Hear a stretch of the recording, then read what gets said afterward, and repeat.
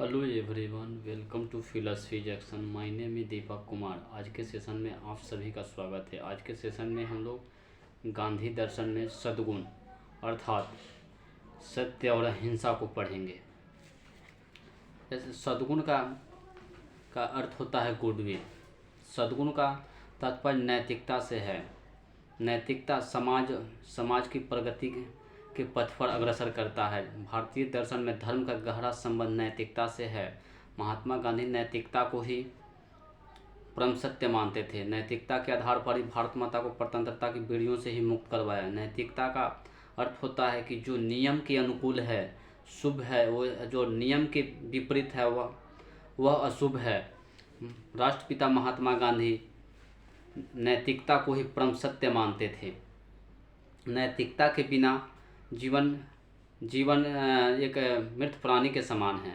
जिस प्रकार भारतीय दर्शन में धर्म का गहरा संबंध है, उसी प्रकार नैतिकता का संबंध हमारे नैतिकता से है। नैतिकता हमें मानव से महामानव की सफ़र की ओर जीवन कैसे यापन करना है, इन सभी बातों की तरफ अग्रसर करती है। नैतिकता के बिना मेरा व्यक्तित्व सामाजिक विकास नहीं हो सकता। नैतिकता हमारे जीवन के लिए अनमोल आभूषण के समान है। अर्थात सद्गुण ही नैतिकता का आधार है। महात्मा गांधी के अनुसार सद्गुण 5 है। 1 में अहिंसा, 2 में सत्य, 3 में अस्तेय, 4 में अपरिग्रह, 5 में ब्रह्मचर्य। अहिंसा, 1 नंबर में अहिंसा। अहिंसा परमो धर्म। अहिंसा को राष्ट्रपिता महात्मा गांधी परम सद्गुण मानते हैं। अहिंसा का अर्थ होता है किसी जीव की हत्या नहीं करना, किसी को सताना नहीं। अहिंसक नियमों को अपनाना। जिस प्रकार आपको जीवन जीने का अधिकार है, उसी तरह सभी को जीवन जीने का अधिकार है। किसी की जीवन छीनने का आपका अधिकार नहीं है। आप किसी को बचा नहीं सकते हैं, तो किसी को आपको मारने का भी अधिकार नहीं है। अहिंसा परमो धर्म। अहिंसा उनका परम सद्गुण है। उसके बाद आते हैं दूसरे नंबर पे सत्य। सदा सत्यम वदति। गांधी जी के अनुसार सत्य दूसरा सद्गुण है और परम सद्गुण है। सदा सत्यम वदति, सदा सत्य बोलना चाहिए। प्रिय एवं सत्य बोलना चाहिए। कटु वचनों का परित्याग कर देना चाहिए। जिस वचन से किसी को ठेस पहुंचता हो, उस वाणी का परित्याग कर देना ही परम सद्गुण सत्य को माना गया है। गांधी जी ने सत्य का प्रयोग 2 अर्थों में किया है। तत्वमीमांसीय, जिसका परम उद्देश्य होता है चरम सत्ता को प्राप्त करना। उसके बाद आते हैं नैतिक दृष्टिकोण, जिसमें नैतिकता को प्रश्रय दिया जाता हो, मूल को प्रश्रय दिया जाता हो। उसके बाद तीसरे सद्गुण के अंतर्गत अस्तेय। गांधी के अनुसार तीसरी सद्गुण अस्तेय है। अस्तेय का अर्थ होता है किसी की संपत्ति का चोरी नहीं करना, किसी के संपत्ति पर अधिकार नहीं जमाना, किसी की संपत्ति पे लोभ मोह लालच नहीं करना चाहिए। शास्त्रों के अनुसार ही बताया गया है कि किसी की संपत्ति की चोरी नहीं करना चाहिए, किसी की निंदा नहीं करनी चाहिए। ये सब अस्तेय के अंतर्गत आते हैं। अपरिग्रह। अपरिग्रह का शाब्दिक अर्थ होता है आपके पास जितना है उसी में संतुष्ट रहना चाहिए, खुश रहना चाहिए। संतोषम परम धनम।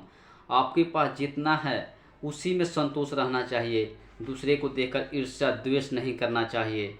शास्त्रों में ही बताया गया है कि आपके पास जितनी संपत्ति है, जितने पैसे हैं, जितने ज्ञान हैं, जितने कुछ हैं, उसमें ही खुश रहना अपरिग्रह है। ब्रह्मचर्य। राष्ट्रपिता बापू के अनुसार ब्रह्मचर्य परम सद्गुण है। परम सद्गुण है। सद्गुण का तात्पर्य हमारे नैतिकता से है।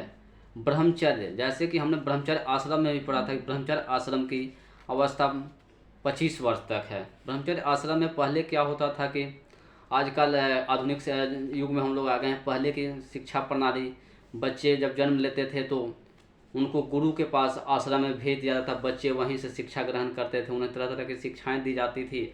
वे गुरु की सेवा भाल करते थे और गुरु के लिए भिक्षाटन भी करते थे। गुरु की आज्ञा का पालन करते थे और अपने शरीर का भी स्वास्थ्य का ख्याल रखते थे। उस समय की शिक्षा प्रणाली में कि बच्चे जब गुरु के पास आते थे तो उन्हें सभी तरह की शिक्षाओं से युक्त कर दिया जाता था। धनुष बाण आदि तरह तरह की विद्याओं से युक्त उन्हें कर दिया जाता था कि उन्हें कैसे भी संकट हो उससे मुकाबला करने के लिए सत्य के साथ समझौता नहीं कर सकते हैं। उनके साथ सभी प्राणी समान हैं। ब्रह्मचर्य अवस्था माने कि ब्रह्मजोड़चर्य माने ब्रह्म के समान आचरण करने वाले शिष्य को ढाल देते थे कि उस शिष्य के पास नैतिकता का ज्ञान हो जाता था कि वो किसी के साथ पक्षपात नहीं करते थे। उनकी नज़र में सभी कोई समान था। इसलिए उस समय ब्रह्मचर्य आश्रम का बहुत ही महत्वपूर्ण स्थान था और गांधी जी का परम सद्गुण था। इसलिए ब्रह्मचर्य को परम सद्गुण के रूप में चरितार्थ किया गया है। इसलिए आपको वीडियो अच्छा लगे तो लाइक, सब्सक्राइब और कमेंट करना ना भूलें। Thank you watching for this video.